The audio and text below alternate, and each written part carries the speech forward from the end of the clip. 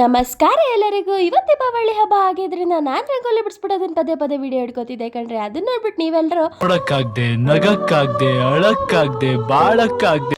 ಇದೆಲ್ಲ ಆದ್ಮೇಲೆ ಮನೆ ಹತ್ರ ಬಂದು ಚಿಕ್ಕ ರಂಗೋಲಿ ಬಿಡಿಸ್ಕೊಂಡು ನಾನು ಸಹ ದೇವ್ರಿಗೆ ರೆಡಿ ಮಾಡ್ಕೊಳ್ಳೋಣ ಅಂತ ಹೂವೆಲ್ಲ ರೆಡಿ ಮಾಡ್ಕೋತಿದ್ದೆ ಕಣ್ರಿ. ಆಮೇಲಿಂದ ಅಮ್ಮ ಅಡುಗೆ ಮಾಡ್ಕೋತಿದ್ರು.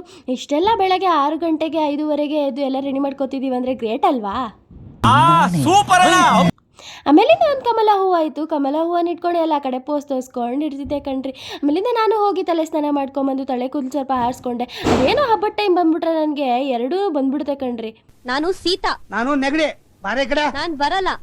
ಆದರೂ ಹಬ್ಬ ಇದೆ ಅಲ್ವಾ, ಮಿಂಚಲೇಬೇಕು. ಹಾಗಾಗಿ ಎಲ್ಲ ಕಜ್ಜಾಯಿಗೆ ಅಕ್ಕಿ ಎಲ್ಲ ಹೋಗಿ ಹಿಟ್ಟೆಲ್ಲ ಹಾಕ್ಸ್ಕೊಂಬಂದು ಫಸ್ಟ್ ಹೊಟ್ಟೆಗೆ ಹಾಕ್ಕೋಬೇಕು ಅಂತ ನಾಷ್ಟ ಮಾಡ್ಕೊಂಡೆ ಕಣ್ರಿ. ಮಾತ್ರೆ ಕುಡಿಬೇಕಾಗಿತ್ತು. ಹಾಗಾಗಿ ಆಮೇಲಿಂದ ದೇವರಿಗೆಲ್ಲ ರೆಡಿ ಮಾಡ್ಕೊಂಡು ಪೂಜೆ ಎಲ್ಲ ಮುಗಿಸ್ಕೊಂಡು ನಾವು ಸಹ ನೋಮ್ದಾರ ಕಟ್ಕೊಂಡು ಇನ್ನು ಹಬ್ಬ ಅಲ್ವಾ ಸಂಜೆ ಹಂಗೆ ಎದ್ದು ರೆಡಿ ಆದೆ ಕಣ್ರಿ. ನಾನು ಹಿಂಗೆ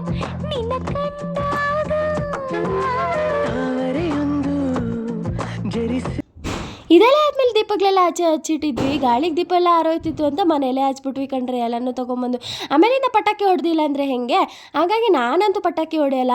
ಇವರೆಲ್ಲ ನನ್ನ ಚುಡಾಯಿಸ್ತಿದ್ದು ನೋಡಿ ಹೊಡಿತೀನಿ ಅಂದ್ಬಿಟ್ಟು ಹೆಂಗೋ ಒಂದು ಫ್ಲವರ್ ಪೊಟ್ ಇಟ್ಬಿಟ್ಟೆ ಕಣ್ರಿ ಫಸ್ಟ್ ಟೈಮು. ಮತ್ತೆ ನಾವೇನು ಸುಮ್ಮನೆ ನಾನು ಸದ್ಯಕ್ಕೆ ನಾನು ರಂಗೋಲಿನ ವಿಡಿಯೋ ಇಟ್ಕೊಂಡು ಇದು ಸರಿ ಹೋಯ್ತು ಕಣ್ರಿ. ಮಳೆ ಬಂದು ಎಲ್ಲ ಹಾಳಾಯಿತು. ಇನ್ನು ಇದಾಗಿತ್ತು ಇವತ್ತಿನ ದಿನ. Thank you for watching.